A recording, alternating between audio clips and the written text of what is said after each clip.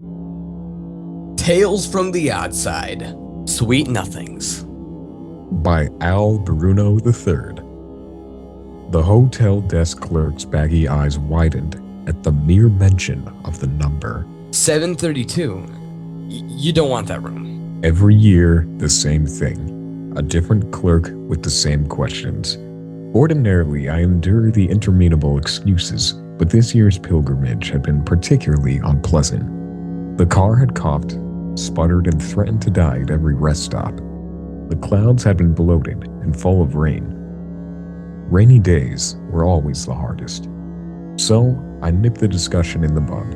With an offhand gesture, I tossed a wad of bills on the counter and spoke again. Room 732, please. You don't. Give me room 732 for the night, and you keep the change. The expression on the clerk's face was almost comical. He swept the bills out of sight and slipped me the key. Turning from the counter, I headed down a familiar maze of hallways. The desk clerk's unspoken questions burned at my back. Why that room? Haven't you heard the stories? Aren't you afraid? I made sure I was out of sight before I decided to ask any of them. When I at first came here. No, not I.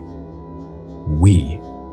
When we had first come here, this was a 4-star establishment, with brilliantly lit hallways, working elevators, even room service.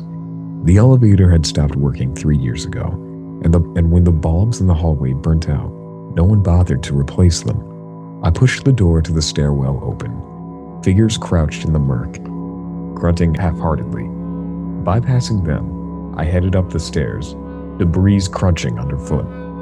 I was out of breath by the time I reached the 7th floor. No surprise there, really. I'm not a young man anymore. Sometimes I wondered to myself why the hotel had fallen out of favor so quickly. It couldn't just be the fact that someone had died here, after all. People died in their hotel rooms all the time. Maybe it was the way she died. Maybe the horror of her final moments was so profound that it permeated every floor and hallway. Maybe the slumbering business travelers and vacationing families would wake up at exactly 1:49 a.m., their hearts beating wildly and their sheets drenched in sweat. Maybe it was nothing more than a new, more conveniently located off-ramp that cuts the whole section of the city out of the tourist trade. The sound of the 7th floor stairwell was opening high, and a shrill-like woman's scream. Frowning, I trudged down the hallway, listening to the pitter-patter of the leaky ceiling. I found the familiar suite and slipped a key into the lock. Door resisted for a heartbeat, but then swung open. For a moment, I stood there staring at the shadowed, empty room, torn between the instinct to run and the vows I had made. This is like bickering with the clerk. It's like a ritual for me.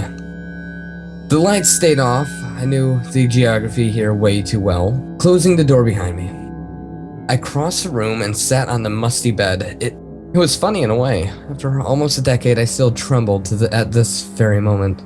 For a time, I stared into the gloom, watching the darkness churned. Then I closed my eyes and replayed the visions of the broken locks, police tape, dry blood, over and over again in my mind.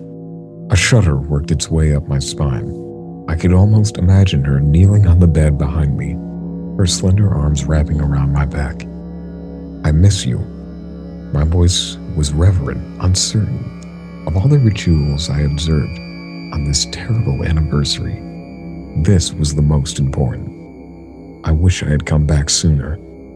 I wish I had been there. I wish, from out of the darkness, her voice is at my ear. I know.